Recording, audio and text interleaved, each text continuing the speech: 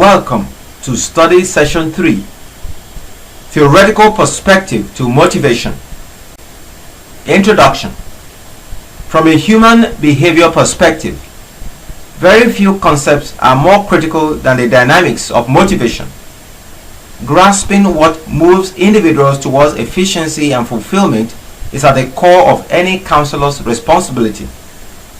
Motivation in the school setting and the workplace is primarily concerned with improving the intensity and duration of a person's focus, often through pursuing positive incentives and avoiding negative ones. This particular element of human behavior is largely dependent upon psychology. An individual must direct their attention towards a task, generate the necessary effort to achieve it, and persist in working towards this goal despite potential external distractions. Various theories have attempted to unveil the factors that create effective human motivation, most of which are easily divided into one of two broad categories, such as biological perspective and cognitive perspective. Both theories will be discussed in this study session. Learning outcomes. At the end of this study session, you should be able to 1. Explain biological perspective on motivation. 2. Highlight the cognitive theories on motivation. Instinct theory, socio-biological theory, drive or classical conditioning theory, incentive or operant learning theory. Biological perspectives are one of the major approaches to doing psychological research, which is focused on the idea that behaviors have biological causes. Instinct theory.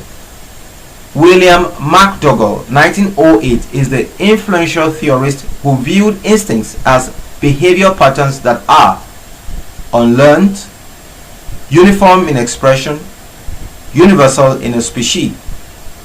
For example, within a species of bird, all the members may build identical nests and work in the same ways. This is true even for those birds of that species born and raised in captivity and isolation, and thus could not have learned the appropriate nest building behavior from other experienced role model birds.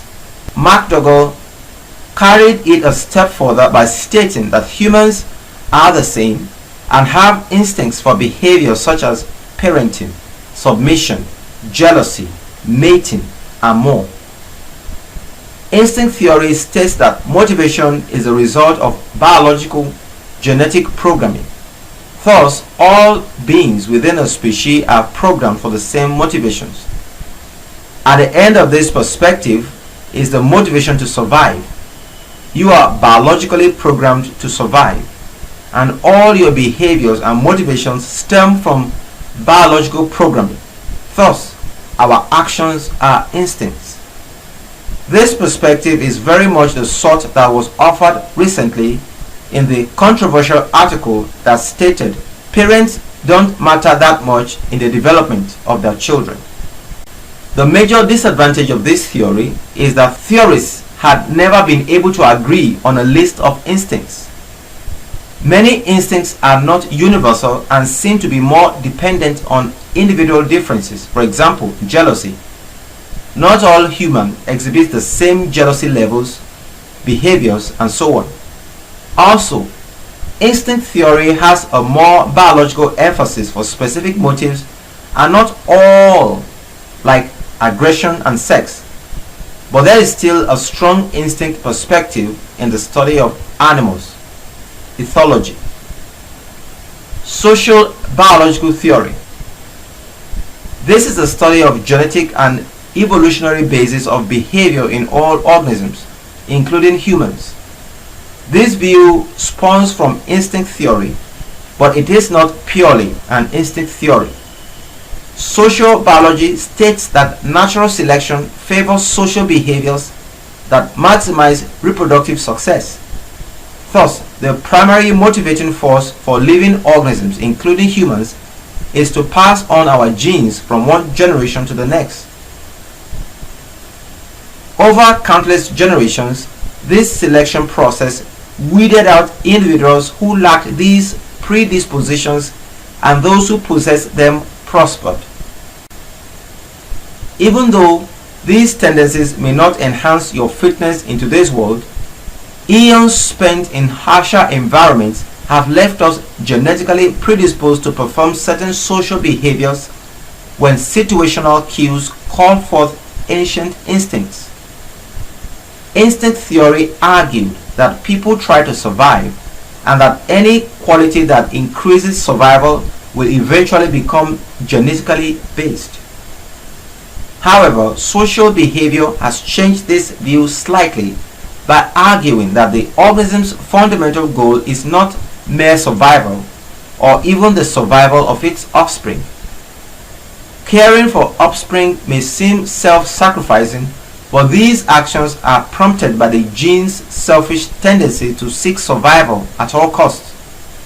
Even if the parent perishes protecting its young, its genes will continue to flourish in its offspring. To Darwin, the fittest animal is the one that can survive longer. According to Hamilton, the fittest animal is the one that maximizes the survival of its genes in future generations. This perspective can explain motives such as competition, aggression, sexual activity, dominance. It can also explain differences in men and women mating preferences. For example, in one study, an attractive man or woman, the researchers' accomplice, asked strangers of the opposite sex one of the following questions. I have been noticing you around campus. I find you very attractive. The accomplice then asked one of the following questions, depending on the group the subject had been assigned to. Would you go out with me tonight? Will you come over to my apartment tonight? Would you go to bed with me tonight? The results. None of the women agreed to the third request compared to the 75% hit rate for men.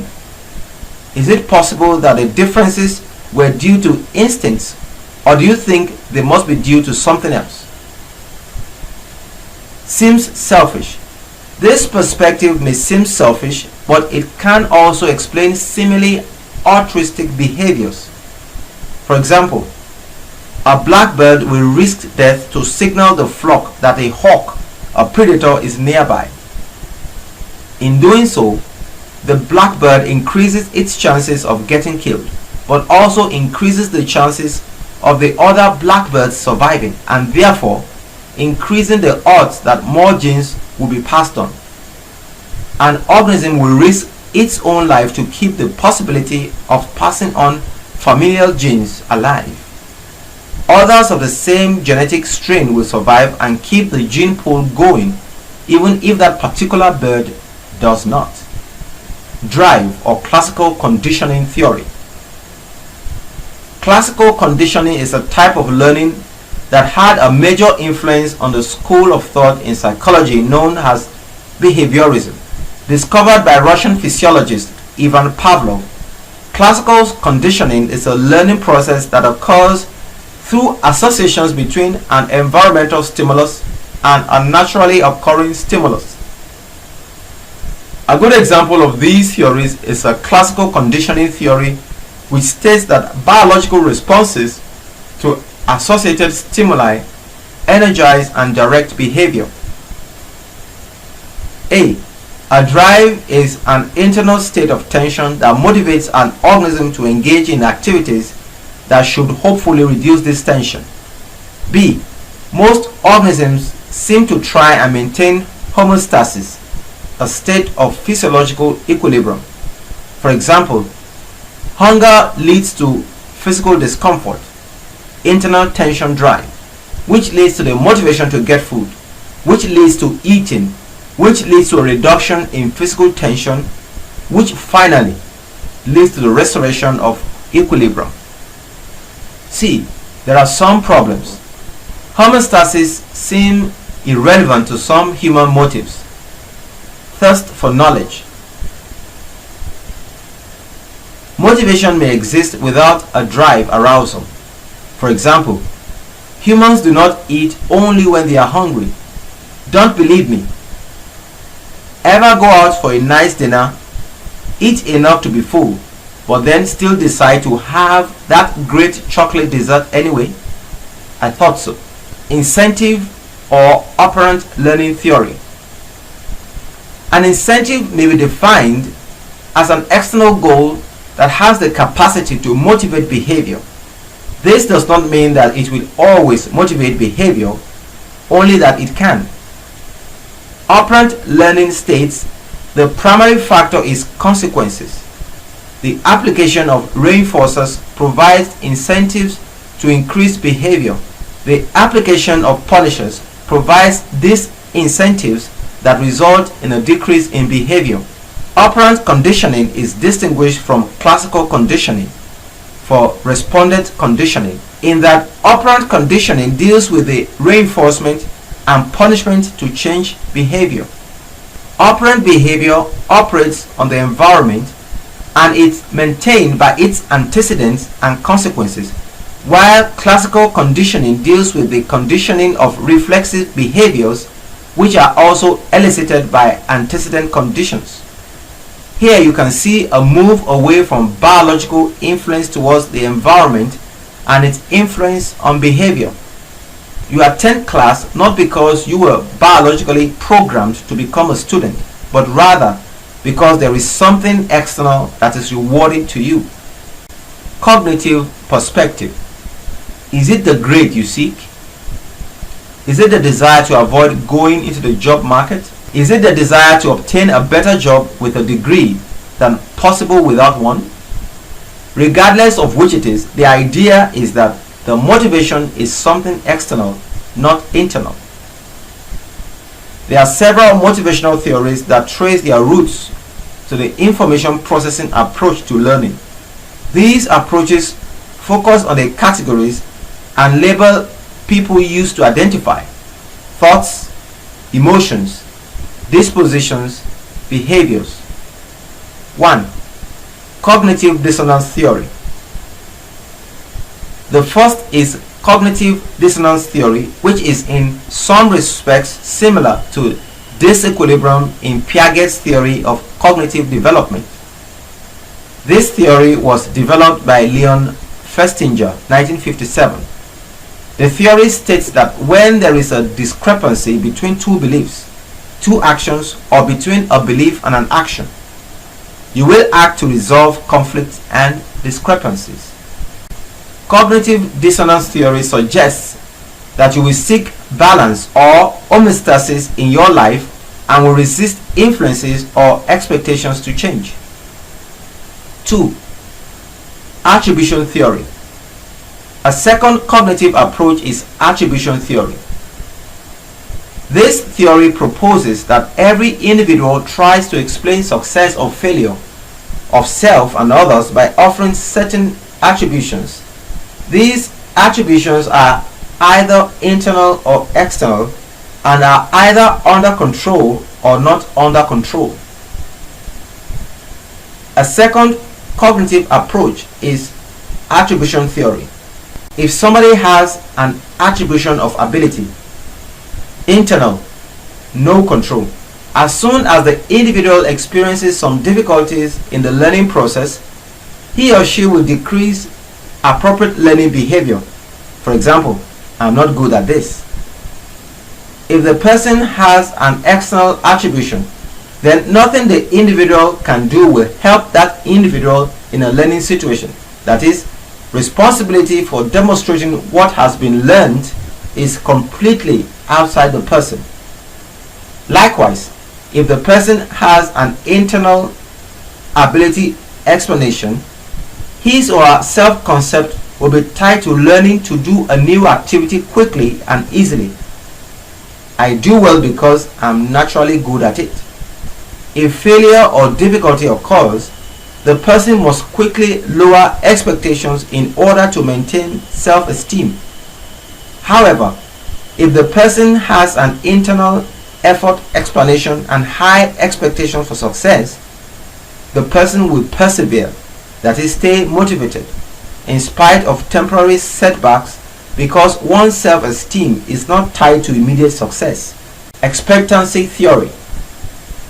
A third cognitive approach is expectancy theory, Vroom 1964, which proposes the following equation: motivation equals perceived probability of success. Expectancy, connection of success and reward.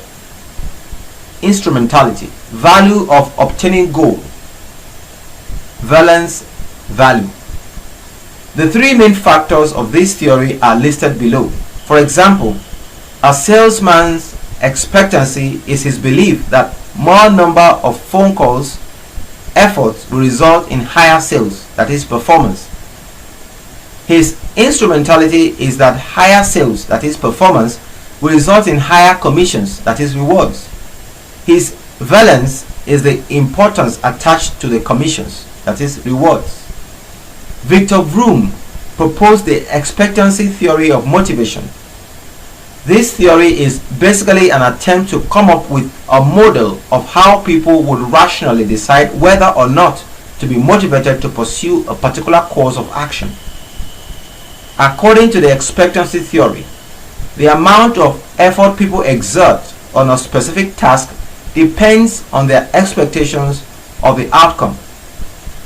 Since this formula states that the three factors of expectancy, instrumentality and valence or value, are to be multiplied by each other, a low value in one will result in a low value of motivation. From the perspective of this theory, all three variables must be high in order for motivation and the resulting behavior to be high. Study session summary.